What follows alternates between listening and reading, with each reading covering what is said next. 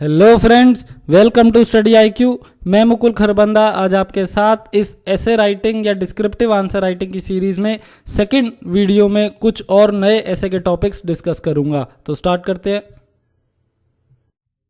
अब देखते हैं एक स्ट्रक्चर जिसका इस्तेमाल करके आप अपने किसी भी ऐसे को या डिस्क्रिप्टिव आंसर को लिख सकते हो।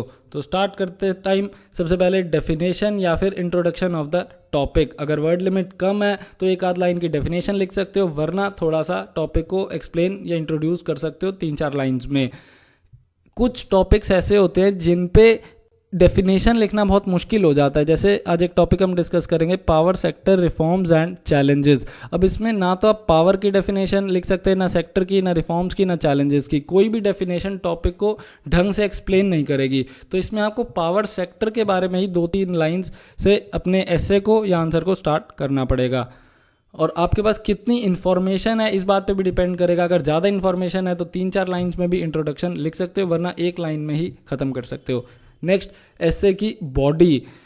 सबसे पहले हिस्ट्री ऑफ द कॉन्सेप्ट या context in which this step is taken. जिस भी स्कीम के बारे में आपसे ऐसे मांगा जा रहा है वो क्यों इम्प्लीमेंट की जा रही है, क्यों लाई जा रही है, या उसका इतिहास क्या है, हिस्ट्री क्या है। फॉर एग्जांपल, अगर आपको डिजिटल इंडिया पे ऐसे लिखना है तो सिर्फ प्रेजेंट गवर्नमेंट के स्टेप्स पे अपने आप को रिस्ट्रिक्ट ना करें, 1-2 लाइंस प्रीवियस गवर्नमेंट के स्टेप्स पे भी लिखें कि लेट 1980s में उस समय की सरकार ने कोशिश की थी कि ज़्यादा से ज़्यादा कंप्यूटर यहाँ पे ऑफिसेज में लगाए जा सके, कंप्यूटराइजेशन हो सके एडमिनिस्ट्रेशन का। उसके बारे में भी एक आध लाइन डिजिटल इंडिया में ज़रूर लिखें। Next, international context. अपनी ऐसे की बॉडी में कुछ स्टेप्स अंतर्राष्ट्रीय परिपेक्ष में जरूर लिखें। इंटरनेशनल कॉन्टेक्स्ट से मेरा मतलब क्या है, अगर आपको रिन्यूएबल एनर्जी पे ऐसे लिखना है तो आप जर्मनी के बारे में एक आध लाइन जरूर बताएं कि वहाँ पे कैसे इतने अच्छे से रिन्यूएबल एनर्जी जनरेट की जा रही है। अगर आपको खेती पे ऐसे लिखना है, एग्रीकल्चर पे, तो इजराइल या नीदरलैंड्स का एग्जांपल जरूर दें। अगर आपको बुलेट ट्रेन के बारे में लिखना है तो जापान या चाइना का एग्जांपल जरूर दें। और अगर आपको अर्बन डेवलपमेंट, शहरी विकास पे लिखना है तो सिंगापुर के बारे में 1-2 लाइन्स जरूर मेंशन करें, वहाँ अर्बन डेवलपमेंट बहुत अच्छा है। Next point, try to make the body inclusive by including different aspects of the topic: economic, political, social, historical, cultural, administrative, geographical, technological। कई एस्पेक्ट्स हर मुद्दे के होते हैं, ज़्यादा से ज़्यादा एस्पेक्ट्स आप इंक्लूड करने की कोशिश कीजिए। फॉर एग्जांपल, अगर आपको NPAs, नॉन परफॉर्मिंग एसेट्स पे अपना ऐसे लिखना है तो उसका एक इकोनॉमिक एस्पेक्ट भी है कि कंपनीज फेल हो रही थी इसलिए NPAs बढ़े।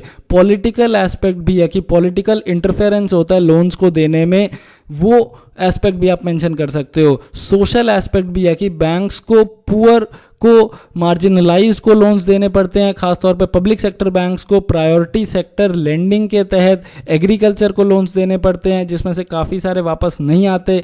ये सोशल प्रॉब्लम है जिसकी वजह से NPAs बढ़े हैं। हिस्टोरिकल प्रॉब्लम ये है कि ग्लोबल फाइनेंशियल क्राइसिस साल 2007-8 में आया था, उसकी वजह से NPAs बढ़ने शुरू हुए। एडमिनिस्ट्रेटिव दिक्कत ये है कि ट्रांसपेरेंसी नहीं है, ओपननेस नहीं है, अकाउंटेबिलिटी नहीं है सरकारी बैंकों में, उसकी वजह से NPAs बढ़ते हैं। ये सारी चीज़ें इंक्लूड करके आप अपने ऐसे को ब्रॉड बेस बना सकते हो, ज़्यादा एस्पेक्ट्स लिख सकते हो। नेक्स्ट, अगर आप इन एस्पेक्ट्स को फर्दर कैटेगराइज करना चाहो तो और कर सकते हो। इकोनॉमिक एस्पेक्ट को कैटेगराइज कर सकते हो, सरकार की रेवेन्यू पे क्या फ़र्क पड़ेगा, देश की इनकम पे क्या फ़र्क पड़ेगा, ईज़ ऑफ डूइंग बिजनेस पे क्या फ़र्क पड़ेगा, देश की गरीबी पे क्या परिणाम आएंगे, और हमारे इंपोर्ट्स बढ़ेंगे या फिर एक्सपोर्ट्स बढ़ेंगे। ये सब चीज़ें आप बता सकते हो। और लास्ट, इन एम्स, इम्पैक्ट्स, इन सबको लॉन्ग टर्म में क्या होगा, शॉर्ट टर्म में क्या होगा, इन सब चीज़ों के बारे में भी बता सकते हो कि NPAs को कम करने के लिए शॉर्ट टर्म में क्या स्टेप्स लिए जाने चाहिए और लॉन्ग टर्म में क्या स्टेप्स लिए जाने चाहिए। अगर इस पर कुछ आपके पास इन्फॉर्मेशन है तो ज़रूर अपने ऐसे में लिखें। अब देखते हैं आज का पहला topic, NPAs, non performing assets. काफ़ी टाइम से न्यूज़ में रहे हैं, एग्जाम्स में इन पे क्वेश्चंस आते रहे हैं, आने वाले टाइम में भी और क्वेश्चंस आ सकते हैं। तो स्टार्ट करते हैं। सबसे पहले डेफिनेशन या फिर इंट्रोडक्शन। इसमें NPAs की एक डेफिनेशन सबसे पहले बताएं। NPAs are loans on which interest और principal is overdue for more than a particular period of time. एक खास समय के दौरान लगभग 90 दिन होता है, ये 90 डेज तक अगर किसी लोन पे इंटरेस्ट या प्रिंसिपल या दोनों नहीं पे किए गए हैं तो उन लोन्स को बैंक्स एनपीएस की कैटेगरी में डाल देते हैं, नॉन परफॉर्मिंग एसेट्स। और अगर ये फैक्ट्स, ये वैल्यू आपको मालूम है कि ग्रॉस नॉन परफॉर्मिंग एसेट्स की रेशो शेड्यूल्ड कमर्शियल बैंक्स की 9% तक बढ़ गई है और पब्लिक सेक्टर बैंक्स के लिए तो ये परसेंटेज 12% है। ये वैल्यू मैंने कहाँ से पढ़ी थी? ये इकोनॉमिक सर्वे में लिखी हुई थी और वहाँ से मैंने ये पढ़ी थी। अब देखते हैं कुछ कॉजेज जिनकी वजह से ये एनपीएस, नॉन परफॉर्मिंग एसेट्स, काफ़ी बढ़ रहे हैं। सबसे पहला cause, NPAs of private sector banks are less than that of public sector banks because of social responsibilities as well as poor governance. सरकारी बैंक, पब्लिक सेक्टर बैंक में सबसे बड़ी दिक्कत है कि एक तो उनके पास प्रायोरिटी सेक्टर लेंडिंग का भी बर्डन है, उन्हें एग्रीकल्चर, एजुकेशन, हाउसिंग, इन सब सेक्टर्स को भी लोन्स देने पड़ते हैं और इनसे ज़्यादा प्रॉफिट वो नहीं कमा पाते हैं। दूसरी बात, इनमें वो सारी दिक्कतें हैं जो कि किसी भी गवर्नमेंट डिपार्टमेंट में होती हैं, poor governance, transparency, accountability, openness, ये सारी चीज़ें मिसिंग है।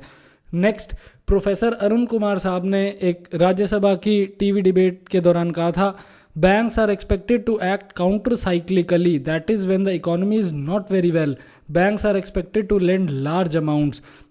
जब भी देश की अर्थव्यवस्था मंदी के दौर से गुजर रही होती है, खराब हालत में होती है, तब बैंक से ये उम्मीद की जाती है कि वो बाकी की अर्थव्यवस्था को उभारे, ज़्यादा से ज़्यादा क्रेडिट सप्लाई करें।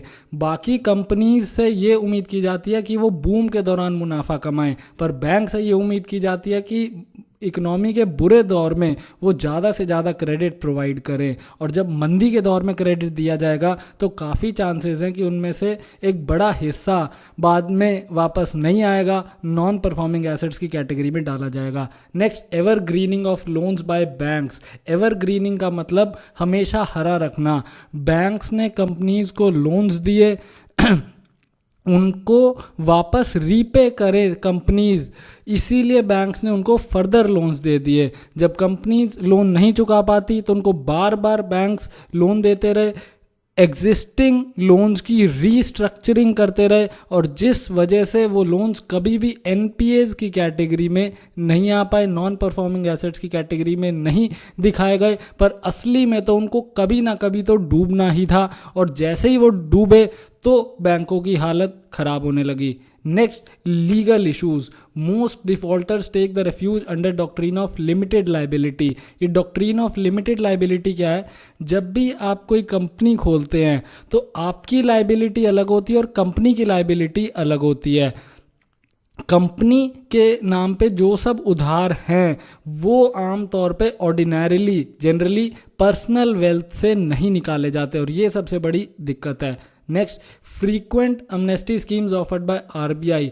कई बारी आरबीआई या state government, central governments election के लिए या और किसी पर्पज़ के लिए लोन वेवर स्कीम्स चला देते हैं कि लोन जो भी फार्मर्स ने या किसी और ने लिए थे वो वापस ना चुकाए जाए और इससे बैंक्स को काफ़ी नुकसान पहुंचता है। अभी हमने देखे एनपीएस के कॉजेज, अब देखते हैं एनपीएस के इफेक्ट्स कि एनपीएस से फ़र्क क्या पड़ रहा था देश की इकोनॉमी पे। सबसे पहला फ़र्क, ट्विन बैलेंस शीट प्रॉब्लम। ये ट्विन बैलेंस शीट प्रॉब्लम कहाँ से आया? ये मैंने पढ़ा था इकोनॉमिक सर्वे में। ये ट्विन बैलेंस शीट प्रॉब्लम का मतलब है एक तरफ बैंक्स की बैलेंस शीट्स में दिक्कतें हैं, दूसरी तरफ कंपनीज की बैलेंस शीट्स में दिक्कतें हैं। बैंक्स ने जो लोन्स दिए थे वो वापस नहीं आ पा रहे हैं और इसलिए उनके एनपीएज या ग्रॉस एनपीए रेशो बढ़ती जा रही है और दूसरी तरफ कंपनीज प्रॉफिट में नहीं जा पा रही हैं, वो ओवर लीवरेज्ड हैं। ओवर लीवरेज्ड का मतलब होता है कि उन्होंने काफ़ी ज़्यादा लोन्स ले रखे हैं जिनको वो चुका नहीं पा रहे हैं। दूसरा इफेक्ट जो कि इकोनॉमी के लिए और ख़ास तौर पे इंडस्ट्रियल सेक्टर को बहुत नुकसान पहुंचा रहा है वो है fall in credit growth rate. Banks loan नहीं दे पा रहे खासतौर पे इंडस्ट्रियल सेक्टर को और इसीलिए दिक्कतें आ रही हैं।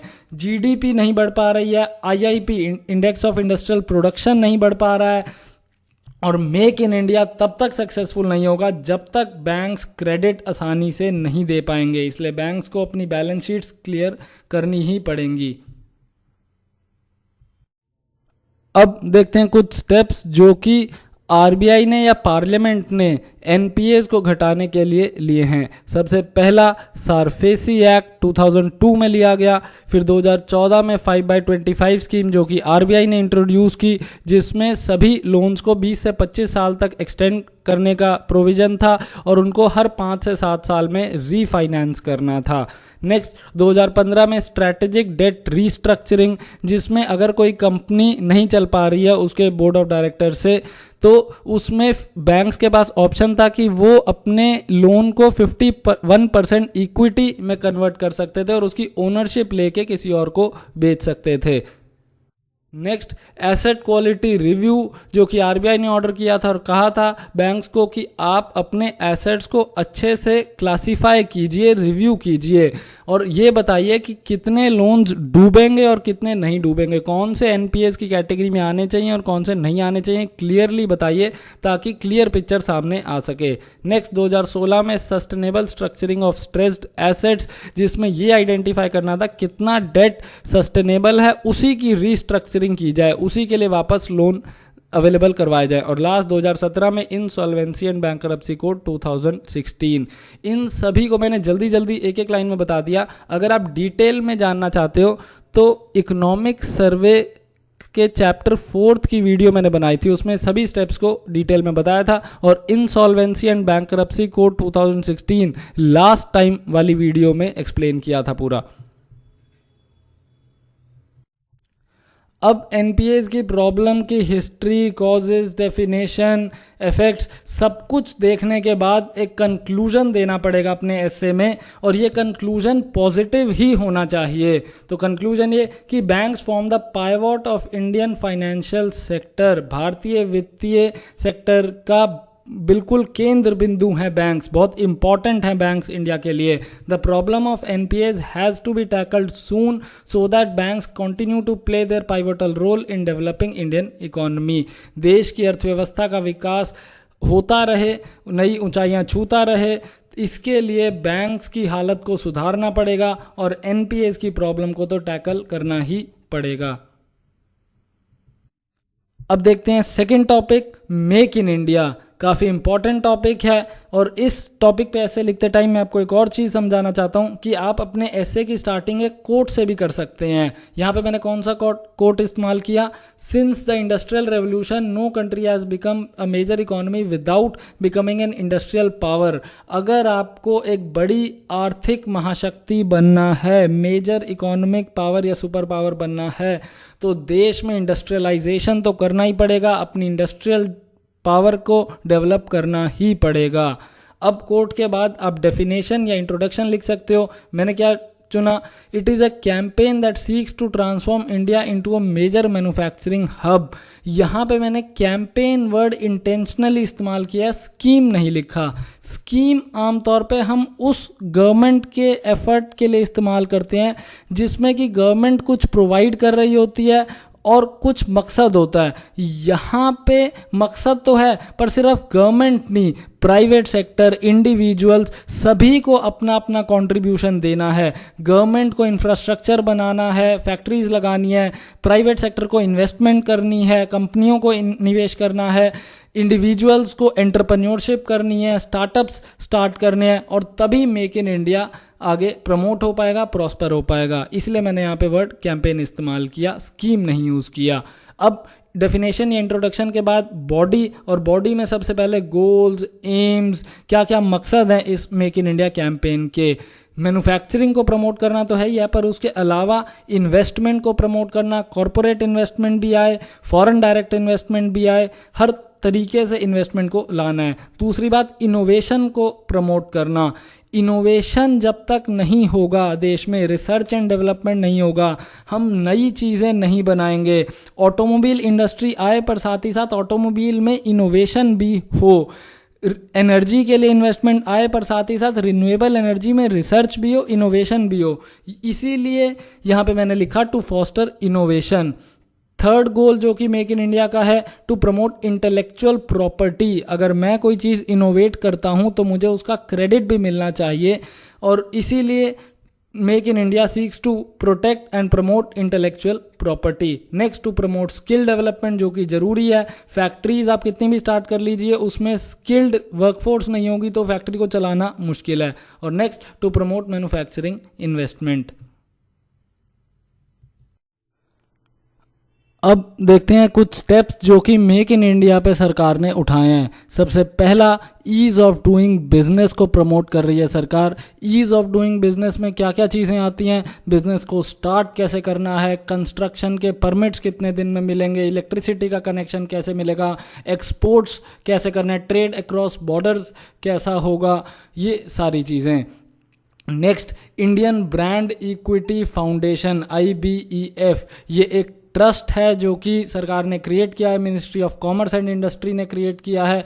It is to create international awareness about make in India in international markets and facilitate dissemination of information about Indian products. भारतीय प्रोडक्ट्स दुनिया भर में एक्सपोर्ट हो सके, उनके लिए जानकारी हो, और उस जानकारी को स्प्रेड करने के लिए ये ट्रस्ट को एस्टैब्लिश किया गया है। एक चीज़ और, अगर आप इसकी वेबसाइट पे जाके देखोगे इंडियन ब्रांड इक्विटी फाउंडेशन की, आपको कई सेक्टर्स के बारे में इंपॉर्टेंट फैक्ट्स और जानकारी मिलेगी, एग्रीकल्चर के बारे में, ऑटोमोबाइल सेक्टर के बारे में। तो अगर आपको कोई इन्फॉर्मेशन चाहिए हो तो इस साइट को एक बार ज़रूर रेफ़र करें।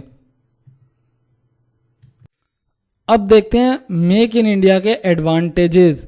ये स्लाइड मैंने इंटेंशनली ब्लैंक रखी है क्योंकि इसमें मैं आपको ये बताना चाहता हूँ कि आप किसी भी इकोनॉमिक इशू पे अगर ऐसे लिख रहे हो, जैसे यहाँ पे इकोनॉमिक इशू है मेक इन इंडिया, तो इन इश्यूज़ पे एडवांटेजेस कैसे सोचे जाएं।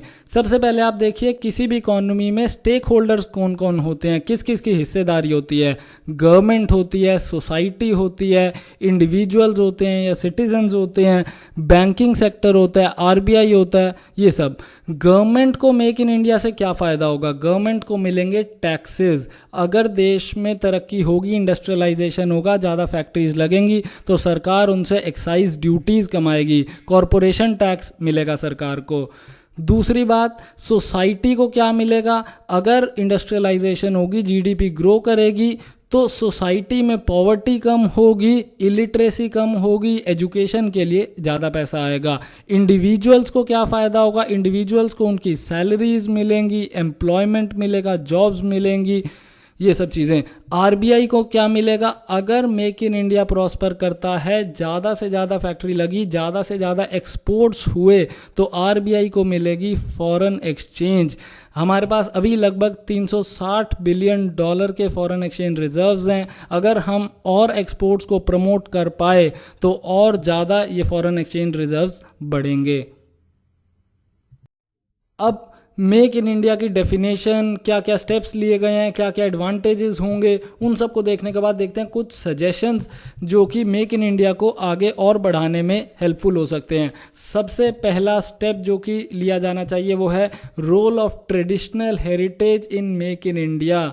ट्रेडिशनल हेरिटेज को हमें प्रमोट करना ही होगा, जिसमें क्या क्या चीज़ें आ सकती हैं। AYUSH form of medicine, India की traditional form of medicine, Ayurveda, Unani, Siddha, homeopathy. Next, handloom sector. Textile में हैंडलूम और पावरलूम 2 सेक्टर्स हैं। पावरलूम सेक्टर ने हैंडलूम सेक्टर को काफ़ी ज़्यादा सबड्यू कर लिया, दबा दिया है, और इसलिए हैंडलूम सेक्टर को रिवाइव किए जाने की ज़रूरत है। Next, geographic indications. Geographical indications काफ़ी इम्पॉर्टेंट हैं।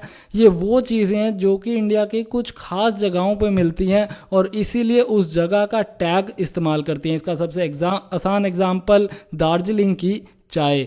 Next suggestion, role of MSMEs in make in India, micro small and medium enterprises. ये छोटी इंडस्ट्रीज़ या छोटे एंटरप्राइजेज काफ़ी ज़्यादा इंपॉर्टेंट हैं।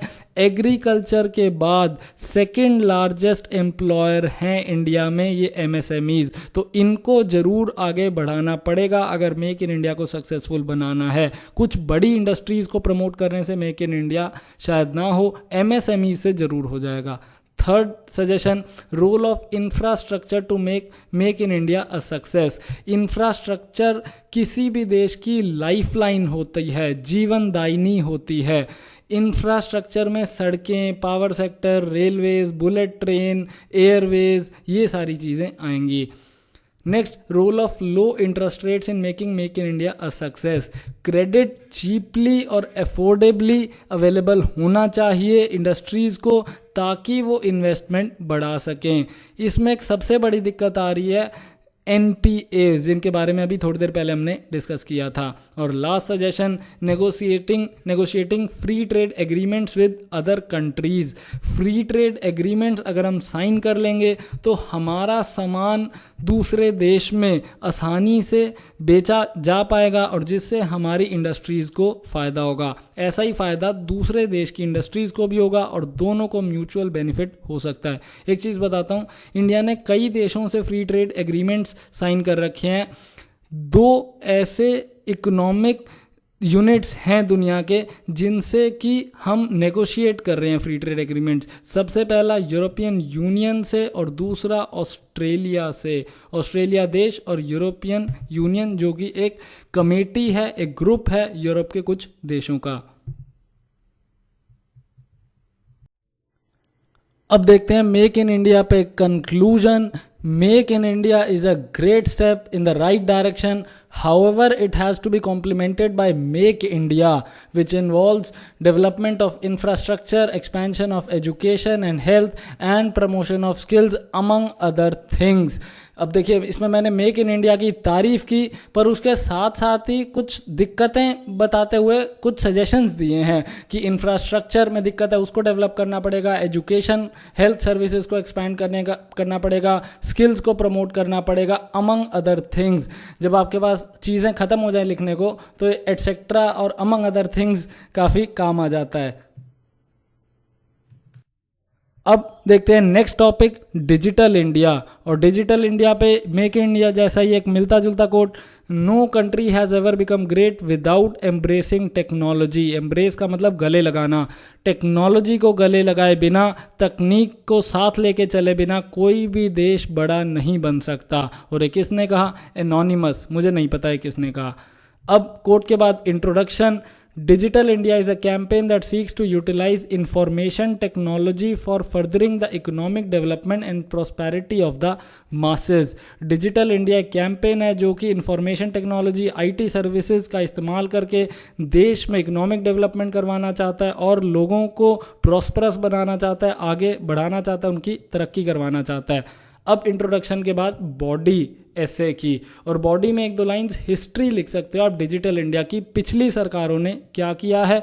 ये मैंने इसलिए इंक्लूड किया ताकि मेरा ऐसे ऐसा ना लगे कि किसी एक पॉलिटिकल पार्टी के ही स्टेप्स को हाईलाइट कर रहा है। तो इसीलिए मैंने 1-2 लाइंस इंक्लूड करने की कोशिश की उन सरकारों के बारे में जो कि जा चुकी हैं। देखिए, several steps were taken in late 1980s to bring to the nation the advantages of computer technology. 1980 के दशक में तब कांग्रेस की सरकार थी और उन्होंने कई एफर्ट्स किए थे कि इंडिया में कंप्यूटर टेक्नोलॉजी को लाया जाए, उसके बारे में मेंशन किया। उसके बाद these steps were further promoted by the governments of the latter day and launched in full swing by the present government. उसके बाद की आई कांग्रेस की सरकार ने भी इसको प्रमोट किया, बीजेपी की सरकार ने भी इसको प्रमोट किया, और आज की सरकार ने इसको लॉन्च किया, काफ़ी अच्छे से लॉन्च किया। इसीलिए मैंने लिखा कि it was launch in full swing by the present government. पूरे जोश में इसको लॉन्च किया गया। अब देखते हैं डिजिटल इंडिया के कुछ एम्स कि ये डिजिटल इंडिया क्या करने की कोशिश करता है। सबसे पहली कोशिश, टू एस्टैब्लिश ब्रॉडबैंड हाईवेज। गांव तक, शहर तक, पंचायतों तक, कस्बों तक, हर जगह ब्रॉडबैंड पहुंचना चाहिए, जल्दी से जल्दी पहुंचना चाहिए, ताकि उन सबको भी इंटरनेट की फैसिलिटीज़ अवेलेबल करवाई जा सके। Next, universal access to phone. सभी को फ़ोन की एक्सेस ज़रूर मिलनी चाहिए। ये इसलिए भी इम्पॉर्टेंट है क्योंकि गवर्नमेंट जैम को प्रमोट कर रही है, जनधन आधार मोबाइल। आधार लिंक्ड जनधन का अकाउंट हो और साथ ही सबके पास मोबाइल फ़ोन्स ज़रूरी हों।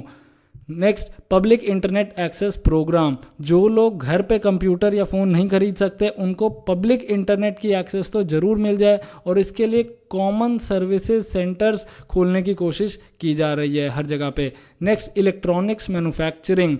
आप डिजिटल इंडिया सिर्फ सॉफ्टवेयर टेक्नोलॉजी पे नहीं कर सकते, हार्डवेयर भी देश में ही मैन्युफैक्चर करना पड़ेगा। बाहर से नेबरिंग कंट्री से सामान को इंपोर्ट करके सिर्फ सॉफ्टवेयर टेक्नोलॉजी में तरक्की करने से पूरी तरह डिजिटल इंडिया आगे नहीं बढ़ पाएगा। Next, e governance. सरकार को इन्फॉर्मेशन सबको अवेलेबल करवानी पड़ेगी, ट्रांसपेरेंसी रखनी पड़ेगी, अपने ऑक्शंस में, अपने परचेज में, सभी जगह पे ओपननेस होगी, अकाउंटेबिलिटी को प्रमोट किया जाएगा, तभी डिजिटल इंडिया आगे बढ़ेगा। Next step, information for all, rich poor, remotest farthest, सबको जानकारी मिलनी चाहिए। और last, information technology for jobs. देश में एम्प्लॉयमेंट ज़रूरी है और आईटी इंफॉर्मेशन टेक्नोलॉजी का इस्तेमाल करके जितनी ज़्यादा एम्प्लॉयमेंट जनरेट होगी, नौकरियां जनरेट की जाएंगी, उतना सरकार के लिए और देश के लिए अच्छा होगा। अब देखते हैं कुछ स्टेप्स जो कि गवर्नमेंट ने लिए हैं डिजिटल इंडिया को प्रमोट करने के लिए। पहला, NOFN, national optical fibre network. हर गांव में, ग्राम पंचायत तक ऑप्टिकल फाइबर पहुंचे, इंटरनेट की एक्सेस पहुंचे और वो उसका सही से इस्तेमाल कर सकें। Next, common services centres. गांव में या कई जगह पे लोगों के पास लैपटॉप, कंप्यूटर, मोबाइल फ़ोन्स नहीं होंगे, इंटरनेट की एक्सेस नहीं आसानी से मिल पाएगी, इसलिए गवर्नमेंट कॉमन सर्विसेज सेंटर्स खोलने की कोशिश कर रही है। जितनी भी सर्विसेज सरकार प्रोवाइड करती है उस गांव में एक सर्विसेज सेंटर हो और वहां पे लोगों को मिल सकें। नेक्स्ट, डिजिटल साक्षरता अभियान।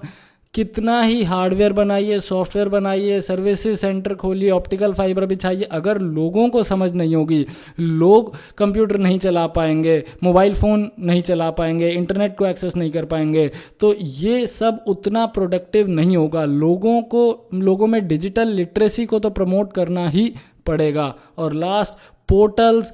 कई वेबसाइट्स बनाई गई हैं जिन पे अलग अलग तरह की इंफॉर्मेशन गवर्नमेंट प्रोवाइड करती है ट्रांसपेरेंसी के लिए, ई गवर्नेंस के लिए, और इनमें सबसे famous e NAM, electronic national agricultural market, जिसके तहत देश की 585 मंडियों को, एग्रीकल्चरल मार्केट्स को लिंक करने की कोशिश की जाएगी और किसान वहां से इंफॉर्मेशन एक्सेस कर सकें कि उनकी फसल का सबसे अच्छा दाम कौन सी मंडी पे मिल रहा है।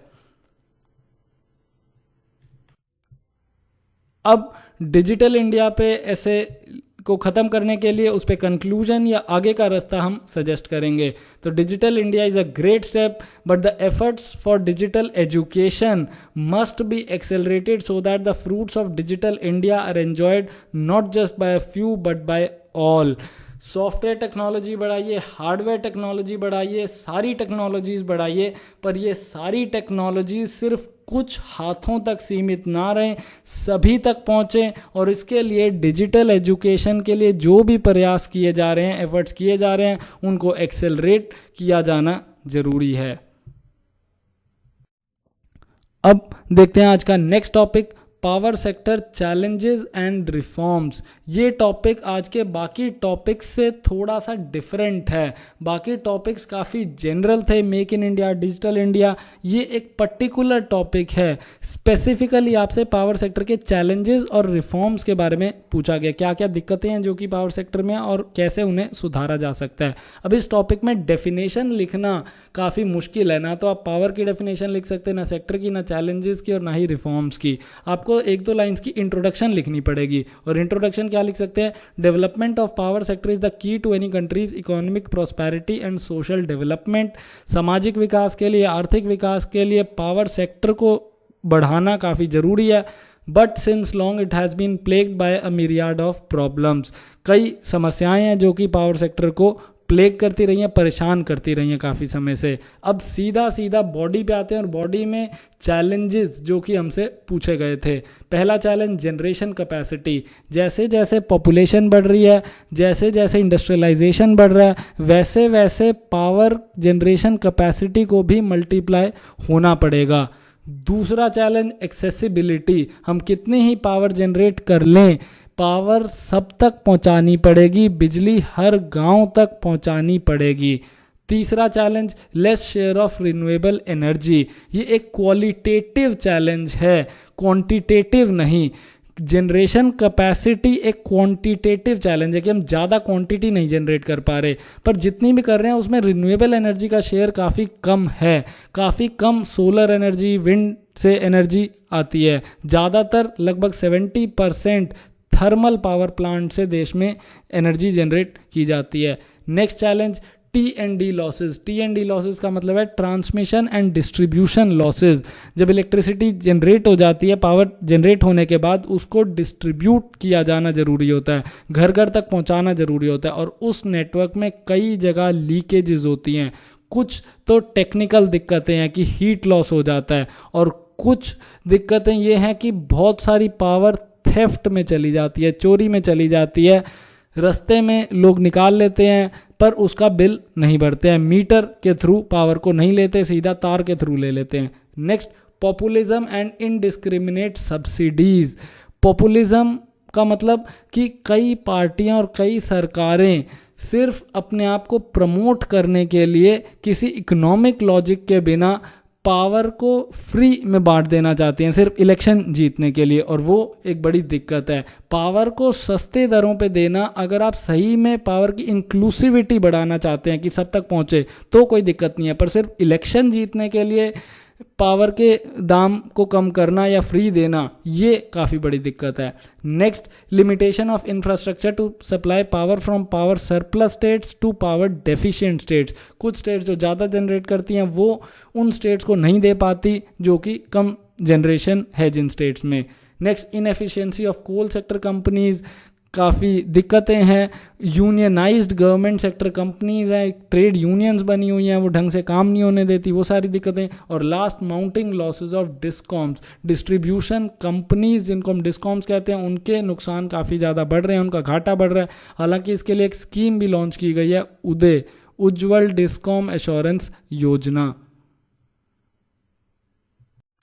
अब देखते हैं कुछ स्टेप्स जो कि सरकार ने उठाए हैं पावर सेक्टर को रिफॉर्म करने के लिए। सबसे पहला, उदय उज्ज्वल डिस्कॉम एश्योरेंस योजना, जिसके तहत स्टेट गवर्नमेंट्स डिस्ट्रीब्यूशन कंपनीज का 75% डेट ओन कर लेंगी, क्योंकि डिस्ट्रीब्यूशन कंपनीज काफ़ी नुकसान में चल रही थी, घाटे में चल रही थी, इसलिए उनका डेट लेना ज़रूरी था। और जब तक ये बिजली वितरण कंपनियां, डिस्ट्रीब्यूशन कंपनीज मुनाफे में नहीं आएंगी, तब तक इलेक्ट्रिसिटी का एक्सपेंशन मुश्किल रहेगा।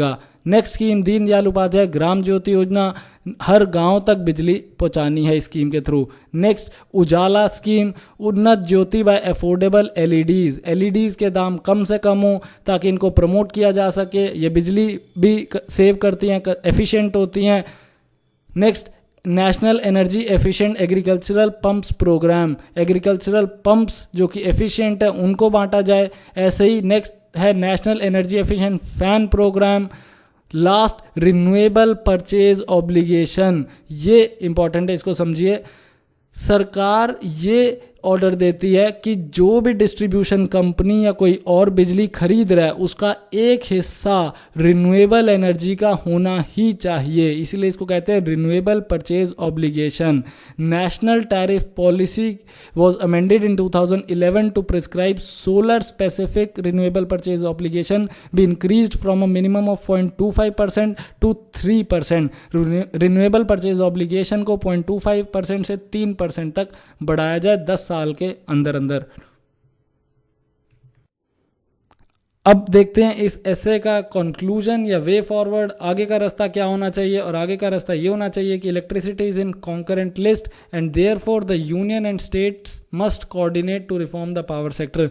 क्योंकि पावर सेक्टर कॉन्करेंट लिस्ट में आता है, स्टेट गवर्नमेंट्स और यूनियन गवर्नमेंट दोनों लेजिस्लेट कर सकते हैं, इसीलिए दोनों को आपस में कोऑर्डिनेट करके इस सेक्टर को सुधारना पड़ेगा। दूसरी बात, international cooperation with countries like Germany, Denmark, France can help India go a long way in ensuring that power is available to all and economic development of the nation goes on unimpeded। unimpeded का मतलब बिना रुके। हमें Germany, Denmark, France, इनसे सीखना पड़ेगा, इनसे समझौते करने पड़ेंगे, इनसे मेमोरेंडम ऑफ अंडरस्टैंडिंग साइन करना पड़ेगा ताकि पावर सबको अवेलेबल की जा सके, उसमें रिन्यूएबल एनर्जी ज़्यादा हो, देश की आर्थिक तरक्की हो और वो तरक्की बिना रुके अनइम्पीडेड चलती रहे। अब वीडियो को ख़त्म करने से पहले एक एडवाइस इस लाइन के through, NPAs are zenith of corruption, pinnacle of debauchery and epitome of degeneration that has pervaded the banking system and needs unremitting attention so that banking sector becomes immaculate and impeccable. आप ज़बरदस्ती vocabulary का इस्तेमाल ना करें, suitable words का इस्तेमाल करें। आपका मकसद एग्जामिनर को इम्प्रेस करना है, उनको डराने की कोशिश मत करिए अपनी वोकैबलरी के थ्रू।